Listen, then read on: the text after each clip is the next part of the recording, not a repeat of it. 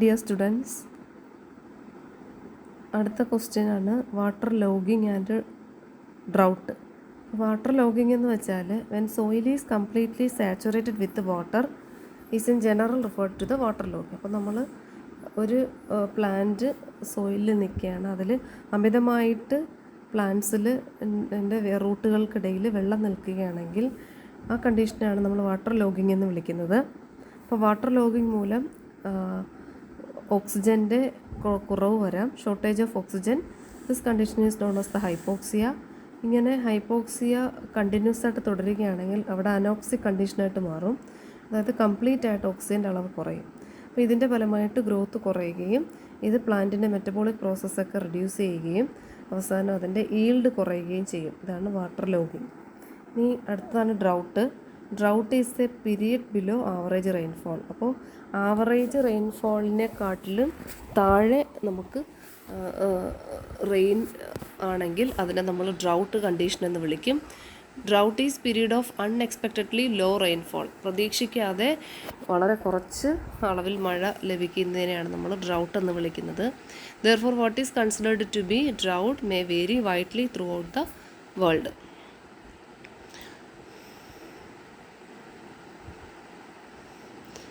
അപ്പം ഇതാണ് അടുത്ത ക്വസ്റ്റ്യൻ, ഡ്രൗട്ടും ലോഗിങ്ങും തമ്മിലുള്ള ഡിഫറൻസ്. അത് അല്ലെങ്കിൽ എന്താണ് ഡ്രൗട്ട്, എന്താണ് ലോഗിങ് എന്നുള്ളത്. ഇനി അടുത്ത ക്വസ്റ്റ്യൻ സീറോഫൈറ്റിക് അഡാപ്റ്റേഷൻസ് ആണ്. അപ്പോൾ സീറോഫൈറ്റ്സിനെ കുറിച്ച് എല്ലാവർക്കും അറിയാം. അപ്പോൾ നമുക്ക് ആദ്യം സീറോഫൈറ്റ്സ് എന്താണെന്ന് നോക്കാം. Xerophytes are plants that have adaptations to reduce water loss or to conserve water. അപ്പോൾ ഇവർ സീറോഫൈറ്റ്സ് എന്ന് പറയുന്നത് പ്ലാന്റ്സ് ആണ്. അവർക്ക് പ്രത്യേകതരം അഡാപ്റ്റേഷൻസ് ഉണ്ട്, വാട്ടർ ലോസിനെ അല്ലെങ്കിൽ തടയാൻ വേണ്ടിയിട്ടും അതുപോലെ വാട്ടറിനെ കൺസർവ് ചെയ്യാനും.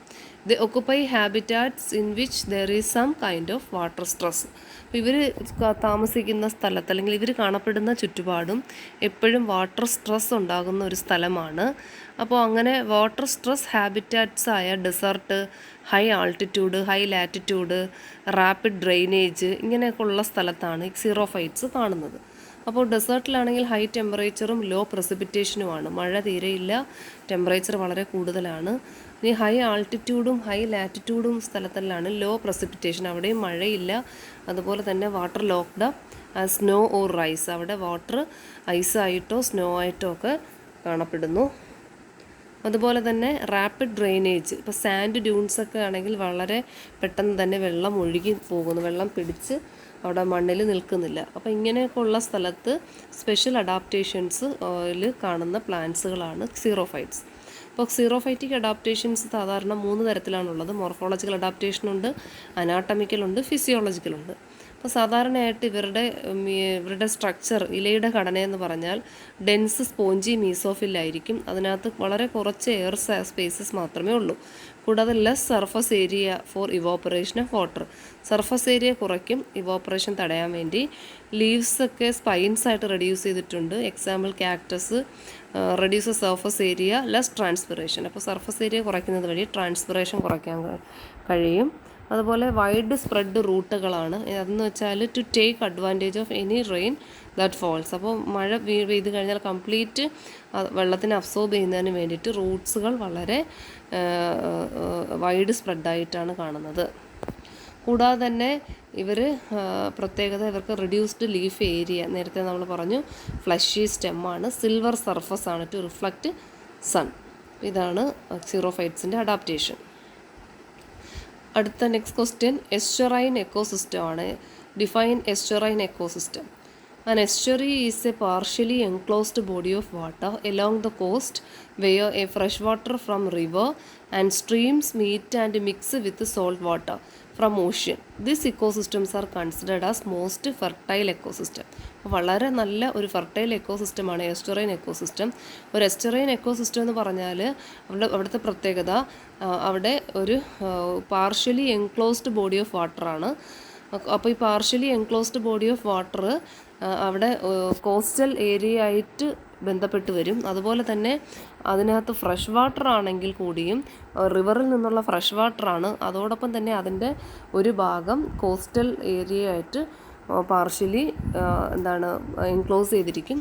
അതുപോലെ തന്നെ അപ്പോൾ ഇത് ഒന്നുകിൽ റിവറിൽ നിന്നോ സ്ട്രീംസിൽ നിന്നോ ഒക്കെ വരുന്ന ഒരു ഭാഗമാണ്, ഒരു എൻക്ലോസ്ഡ് ബോഡി ഓഫ് വാട്ടറാണ്.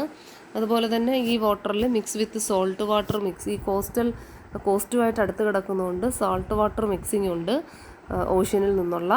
അതുകൊണ്ട് തന്നെ ഈ സ്ഥലം വളരെ ഫെർട്ടൈലായിട്ടുള്ള എക്കോസിസ്റ്റമാണ്. ഇനി ഈ എസ്റ്റുറൈൻ എക്കോസിസ്റ്റത്തിൽ എബയോട്ടിക് കമ്പോണൻസ് ഉണ്ട്, ബയോട്ടിക് കമ്പോണൻസ് ഉണ്ട്. എബയോട്ടിക് കമ്പോണൻസ് എന്ന് പറയുമ്പോഴത്തേക്ക് ന്യൂട്രിയൻസ്, ഫോസ്ഫറസ്, നൈട്രജൻ, ടെമ്പറേച്ചർ ഉണ്ട്, ലൈറ്റ്, സാലിനിറ്റി, pH ഒക്കെയുണ്ട്. ഈ ecosystem experience wide daily and seasonal fluctuation in temperature and salinity level because of variation in fresh water inflow. അപ്പോൾ ഇതിലിങ്ങനെ സ്ട്രീംസിൽ നിന്നും റിവറിൽ നിന്നുള്ള ഫ്രഷ് വാട്ടർ ഫ്ലോ ഉള്ളതുകൊണ്ട് തന്നെ വളരെ വ്യാപകമായിട്ട് സലിനിറ്റിയിലും ടെമ്പറേച്ചറിലും ഒക്കെ വൈഡ് ഫ്ലക്ച്വേഷൻ, സീസണൽ വൈഡായിട്ടുള്ള ഫ്ലക്ച്വേഷൻ കാണാൻ കഴിയും. ഇനി അതുപോലെ തന്നെ ബയോട്ടിക് കമ്പോണൻസ് നോക്കിക്കഴിഞ്ഞാൽ പ്രൊഡ്യൂസേഴ്സ് ഉണ്ട്, കൺസ്യൂമേഴ്സ് ഉണ്ട്, സെക്കൻഡറി കൺസ്യൂമർ ഉണ്ട്, ടെർഷറി കൺസ്യൂമർ ഉണ്ട്, ഡീകമ്പോസേഴ്സ് ഉണ്ട്. അപ്പോൾ ഇങ്ങനെയുള്ള പ്രൊഡ്യൂസേഴ്സായ ഫൈറ്റോ പ്ലാങ്ക്ടൺസ് എന്ന് പറയുമ്പോൾ ഒരു മൈക്രോ ഓർഗാനിസമാണ്. അവർക്ക് സ്വന്തമായിട്ട് ഫുഡ് പ്രിപ്പയർ ചെയ്യാൻ ഫോട്ടോസിന്തസിസ് വഴിയുള്ള കഴിവുണ്ട്. അവർ ന്യൂട്രിയൻസിനെ അബ്സോർബ് ചെയ്തിട്ട്, അതായത് ഫോസ്ഫറസും നൈട്രജനെയൊക്കെ അബ്സോർബ് ചെയ്തിട്ട് ഇവർ ഫുഡ് പ്രിപ്പയർ ചെയ്യുന്നു. കൂടുതലും ഈ phytoplanktons mangroves, seagrass, weed, salty മാർഷസിലൊക്കെ കാണപ്പെടുന്നുണ്ട്. അപ്പോൾ കൺസ്യൂമേഴ്സ് എന്ന് പറയുമ്പോൾ സൂപ്ലാങ്ക്ടൺസ് ആണ്. അവർ ഫൈറ്റോ പ്ലാങ്ക്ടനെ ഫീഡ് ചെയ്ത് കഴിക്കുന്ന ചെറിയ ജീവികളാണ്. ഇത് കൂടാതെ ഇവർ ഈ ഫൈറ്റോ പ്ലാങ്ക്ടൺസിനെയും അതുപോലെയുള്ള മൈക്രോ ഓർഗാനിസത്തിനെയും അവർ ഫീഡ് ചെയ്യാറുണ്ട്. സെക്കൻഡറി കൺസ്യൂമർ എന്ന് പറയുമ്പോൾ വേംസും, jellyfish, shellfish, small fish, feeding സൂപ്ലാങ്ക്ടൺസിനെ ഫീഡ് ചെയ്യും. ടെർഷറി കൺസ്യൂമർ ഫിഷാണ്, ടർട്ടിലും ക്രാബും സ്റ്റാർ ഫിഷും ഒക്കെയാണ് വരുന്നത്. ഡീകമ്പോസ് ചെയ്യുമ്പോൾ ഫഞ്ചയും ബാക്ടീരിയ ഒക്കെയാണ്. അപ്പോൾ ഇവരാണ് ചീഫ് മൈക്രോബ്സ് ഒരു എസ്റ്റുറൈൻ എക്കോസിസ്റ്റത്തിൽ കാണപ്പെടുന്നത്. അടുത്ത ക്വസ്റ്റ്യനാണ് biomagnification. Biomagnification also known as bioamplification or biological magnification. അപ്പോൾ ഇമ്പോർട്ടൻ്റ് ആയിട്ടുള്ള ക്വസ്റ്റ്യൻ ആണ് ഇത്. ബയോമാഗ്നിഫിക്കേഷൻ അല്ലെങ്കിൽ മറ്റൊരു പേരാണ് ബയോ ആംപ്ലിഫിക്കേഷൻ അല്ലെങ്കിൽ biological magnification. Is the increase in concentration of a substance such as the pesticide DDT that occurs in food chain. അപ്പോൾ എന്താണ് ഈ ബയോ മാഗ്നിഫിക്കേഷൻ എന്ന് പറഞ്ഞാൽ, ഇത് ഏതെങ്കിലും DDT പോലുള്ള മാരകമായ ഏതെങ്കിലും പെസ്റ്റിസൈഡുകളുടെ സാന്നിധ്യം വളരെ എൻവയോൺമെൻറ്റിൽ കൂടി വരുന്ന ആ ഒരു എക്കോസിസ്റ്റത്തിൽ കൂടി വരുന്നു. ഇതിനെയാണ് നമ്മൾ വിളിക്കുന്നത് ബയോ മാഗ്നിഫിക്കേഷൻ. അപ്പോൾ ഇത് ഓരോ ഫുഡ് ചെയിൻ കഴിയുന്തോറും ഇതിൻ്റെ കോൺസെൻട്രേഷൻ കൂടി വരുന്നതായിട്ട് നമുക്ക് കാണാം. ഇതിനെയാണ് നമ്മൾ ബയോ മാഗ്നിഫിക്കേഷൻ എന്ന് വിളിക്കുന്നത്. അപ്പോൾ ഇതൊരു ബയോ മാഗ്നിഫിക്കേഷനെ റെപ്രസെൻ്റ് ചെയ്യുന്ന മെർക്കുറി കോൺസെൻട്രേഷൻ ഇൻക്രീസ് ചെയ്യുന്ന ഒരു പിക്ചറാണ് ഇവിടെ. ബയോ മാഗ്നിഫിക്കേഷൻ പിക്ചറാണ് കാണുന്നത്. ഇപ്പം മെർക്കുറി കണ്ടാമിനേറ്റഡ് ആയിട്ടുള്ള വാട്ടർ ആണെങ്കിൽ ആ വാട്ടറിലുള്ള ആൽഗയുടെ ബോഡിയിലെല്ലാം മെർക്കുറി ഉണ്ട്. ഈ ആൽഗയെ കഴിക്കുന്ന ആൽഗ ഈറ്റിംഗ് ഇൻസെക്റ്റിൻ്റെ ബോഡിയിൽ ഈ മെർക്കുറി അക്യുമുലേറ്റ് ചെയ്യുന്നു. അതുപോലെ ഇൻസെക്റ്റിനെ ഈറ്റ് ചെയ്യുന്ന ഫിഷിൻ്റെ ബോഡിയിൽ ഈ ഫിഷിനെ ഈറ്റ് ചെയ്യുന്ന ലാർജ് ഫിഷിനെ മനുഷ്യൻ കൺസ്യൂം ചെയ്യുമ്പോൾ മനുഷ്യൻ്റെ ബോഡിയിൽ ഈ മെർക്കുറി കണ്ടാമിനേഷൻ, ഈ മെർക്കുറി അക്യുമുലേറ്റ് ചെയ്യപ്പെടുന്നു. അപ്പോൾ ഇവിടെ ഓരോ ഫുഡ് ചെയിനിലും അതിൻ്റെ കോൺസെൻട്രേഷൻ കൂടി വരുന്നതായിട്ട് നമുക്ക് കാണാം. അപ്പോൾ ഇതാണ് ബയോ മാഗ്നിഫിക്കേഷൻ. ഇനി അടുത്ത പ്രധാനപ്പെട്ട ചോദ്യമാണ് ഇക്കോളജിക്കൽ സക്സഷൻ.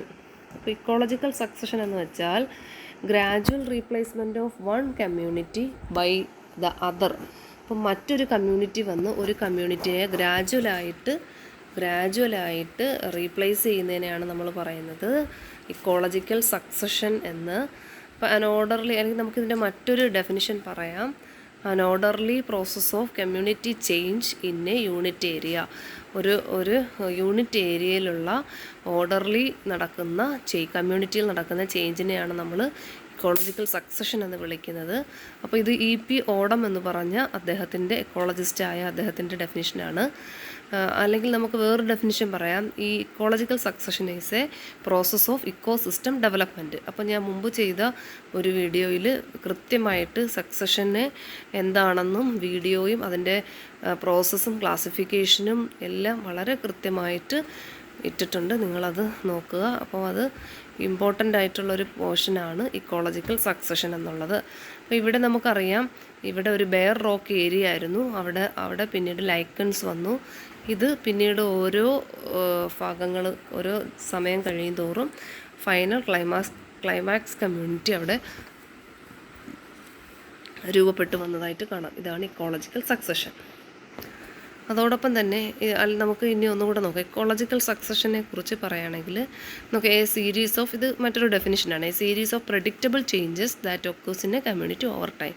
അപ്പോൾ സമയമെടുത്ത് ഒരു കമ്മ്യൂണിറ്റിയിൽ ഉണ്ടായ മാറ്റം, നമുക്ക് പ്രവചിക്കാൻ കഴിയുന്ന മാറ്റമാണ് എക്കോളജിക്കൽ സക്സഷൻ. അപ്പോൾ ഒരു സ്ഥലത്ത് ബെയർ ഏരിയ ആയിരുന്നു, അവിടെ പിന്നീട് പലതരത്തിലുള്ള പ്ലാന്റുകൾ വന്നു, പിന്നെ സോഫ്റ്റ് വുഡ് ട്രീയും പൈൻസും വന്നു, പിന്നീട് ഹാർഡ് വുഡ് ട്രീ. ഇങ്ങനെ ക്രമാന്തരമായിട്ടുണ്ടായ കമ്മ്യൂണിറ്റിയിലുണ്ടായ മാറ്റമാണ് ഇക്കോളജിക്കൽ സക്സഷൻ. ഇനി സക്സഷനെ തന്നെ നമുക്ക് രണ്ടായിട്ട് തിരിക്കാം, പ്രൈമറി സക്സഷനും സെക്കൻഡറി സക്സഷനും. അപ്പോൾ നിങ്ങൾക്ക് ഇവിടെ ഒരു ക്വസ്റ്റ്യൻ ഇക്കോളജിക്കൽ സക്സഷൻ എന്താണെന്ന് റിപ്പീറ്റ് ചെയ്ത് ചോദിച്ചിട്ടുണ്ട്. അതുപോലെ പ്രൈമറി സക്സഷനും സെക്കൻഡറി സക്സഷനും തമ്മിലുള്ള ഡിഫറൻസ് ചോദിച്ചിട്ടുണ്ട്. അപ്പോൾ പ്രൈമറി സക്സഷൻ എന്ന് പറയുമ്പോൾ ഇത് നടക്കുന്നത് occurs in the area where no life exist earlier. മുമ്പ് ലൈഫ് ഒന്നും ഇല്ലായിരുന്ന ഏരിയയിൽ ആണ് ഈ സക്സഷൻ നടക്കുന്നതെങ്കിൽ അതിനെ നമ്മൾ പ്രൈമറി സക്സഷൻ എന്ന് പറയുന്നു. ഇനി സെക്കൻഡറി സക്സഷൻ ആണെങ്കിൽ occurs in the area wear life exist earlier but destroyed. ഒരു ഏരിയയിൽ ലൈഫ് ഉണ്ടായിരുന്നു, എന്തോ കാരണങ്ങളാൽ അവിടെ ഡിസ്ട്രോയ് ആയിപ്പോയി ആ ലൈഫ്. അങ്ങനെയുള്ള ഏരിയയാണ് നമ്മൾ സെക്കൻഡറി സക്സഷൻ നടക്കാൻ പറ്റിയ സ്ഥലം. ഇപ്പോൾ എക്സാമ്പിളായിട്ട് നമുക്ക് പറയാം, ഒരു ബെയർ ഏരിയ, റോക്കി പ്ലേസിൽ ലൈഫ് ഫോംസ് ഒന്നുമില്ല, അവിടെ പതുക്കെ ചെറിയ മോസസും ആൽഗുകളും ഒക്കെ വളർന്നു വരുന്നു. അപ്പോൾ അത് അവിടെ ഒരു പ്രൈമറി സക്സഷൻ എക്സാമ്പിളാണ്. ഇനി സെക്കൻഡറി സക്സഷൻ വെച്ചാൽ നല്ല രീതിയിൽ നിന്നൊരു ഫോറസ്റ്റ് ലാൻഡായിരുന്നു, അവിടെ തീ പിടിച്ചു പോയി. അപ്പോൾ അതൊരു സെക്കൻഡറി സക്സഷന് പിന്നീട് അവിടെ ജീവജാലങ്ങൾ വരുന്നതിനെയാണ് നമ്മൾ സെക്കൻഡറി സക്സഷൻ എന്ന് പറയുന്നത്. ഇനി പ്രൈമറി സക്സഷനിൽ development of biotic communities very slow. Biotic കമ്മ്യൂണിറ്റിയുടെ ഡെവലപ്മെൻറ്റ് വളരെ സ്ലോ ആണ്. പക്ഷേ സെക്കൻഡറി സക്സഷനിൽ development of biotic communities fast. Biotic community വളരെ പെട്ടെന്ന് തന്നെ അവിടെ തിരിച്ചു വരും. ഇനി example, primary succession example bare rock, barren land, cooled lava.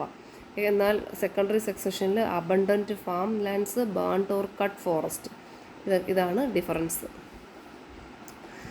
ഇത് കൂടാതെ ഇനി അടുത്ത നെക്സ്റ്റ് ക്വസ്റ്റ്യൻ ആണ്, what are the special features of deep see organisms. അപ്പോൾ ഡീപ് സീ ഓർഗാനിസം എന്ന് പറയുകയാണെങ്കിൽ അതിൽ സ്പെഷ്യലായിട്ട് ഫിഷസ് ആണ് വരുന്നത്.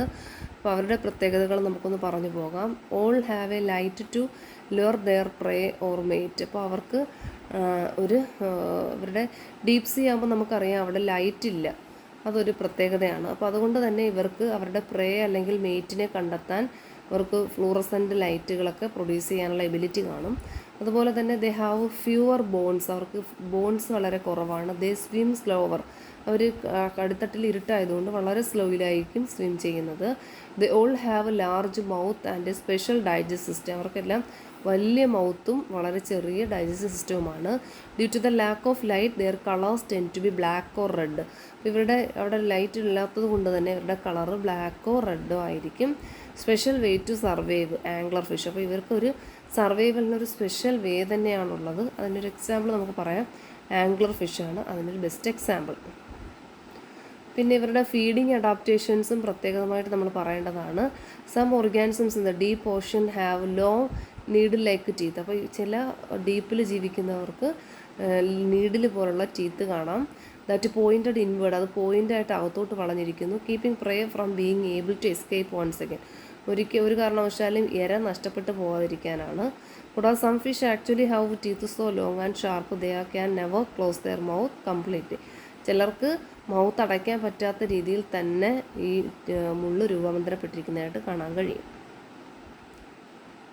ഇനി അടുത്ത ക്വസ്റ്റ്യൻ ആണ്, what are the adaptations of vertebrate lotic eco habitats, അല്ലെങ്കിൽ എന്താണ് ലോട്ടിക് ഹാബിറ്റാറ്റ് എന്ന് നമുക്ക് നോക്കാം. അപ്പം all five phyla possess fishes adapted to life in the lotic habitats. അപ്പോൾ ലോട്ടിക് ഹാബിറ്റാറ്റ്സിൽ വരുന്ന ഏതൊക്കെ ഗ്രൂപ്പുകളാണെന്ന് വെച്ചാൽ fish, amphibians, reptiles, birds and mammals, ഇതെല്ലാം ഈ ഗ്രൂപ്പിൽ വരുന്നവരാണ്.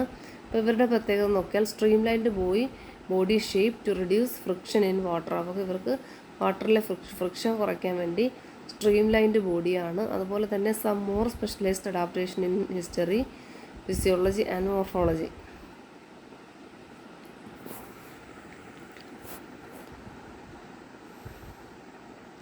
നമുക്കൊരു എക്സാമ്പിളായിട്ട് നോക്കാം. ഈ നമ്മളിപ്പോൾ പറഞ്ഞത് ലോട്ടിക് ഹാബിറ്റാറ്റ് ആണ്. ഇപ്പോൾ ലോട്ടിക് ഹാബിറ്റാറ്റിന് ഒരു എക്സാമ്പിൾ പറഞ്ഞാൽ some species of snake and turtle are found lotic habitats. അപ്പോൾ ഈ ലോട്ടിക് ഹാബിറ്റാറ്റ്സിൽ ചില തരത്തിലുള്ള ടർട്ടിലും സ്നേക്കും ഒക്കെ ഉണ്ട്. അപ്പോൾ ഇനി നമുക്ക് ക്രൊക്കഡൈൽസിൻ്റെ കാര്യം നോക്കാം. ഐസും നോസ്ട്രിൽസും ear on top of head. ഈ കണ്ണും നോസ്ട്രിൽസും എല്ലാം ടോപ്പിൻ്റെ ഹെഡിലായിട്ടാണ് സിറ്റുവേറ്റ് ചെയ്യുന്നത്. Nictitating membrane to cover eyes. ഇവർക്ക് നിക്റ്റേറ്റിംഗ് മെമ്പറൈൻ ഉണ്ട് ഐസിനെ കവർ ചെയ്യാൻ. അതുപോലെ തന്നെ ക്രൊക്കഡൈൽസ് ആകുമ്പോഴത്തേക്ക് അവർക്ക് eye, nostrils and ears on top head. അതുപോലെ nictitating membrane to cover eyes, valves to close other nostrils, long thin body with short legs, good for sinuous swimming movements. അപ്പോൾ ഇവർക്ക് ഇത്രയാണ് ഇതിൻ്റെ പ്രധാന പ്രത്യേകതകൾ. ഇനി അടുത്ത ചോദ്യമാണ് പോപ്പുലേഷൻ ഗ്രോത്ത്. അപ്പോൾ ഇവിടെ ക്വസ്റ്റ്യൻ ചോദിച്ചിരിക്കുന്നത് എസ് ഷേപ്പ്ഡ് കർവിനെ കുറിച്ചാണ്. അപ്പോൾ ഈ എസ് ഷേപ്പ്ഡ് കർവ് വരുന്നത് പോപ്പുലേഷൻ ഗ്രോത്തിനെ പറയുമ്പോഴാണ്. അപ്പോൾ പോപ്പുലേഷൻ്റെ ഗ്രോത്തിനെ നമുക്ക് രണ്ട് തരത്തിൽ തരംതിരിക്കാം. എക്സ്പൊണൻഷ്യൽ ഗ്രോത്തും ലോജിസ്റ്റിക് ഗ്രോത്തും എന്ന് രണ്ടായിട്ട് തരംതിരിക്കാൻ കഴിയും.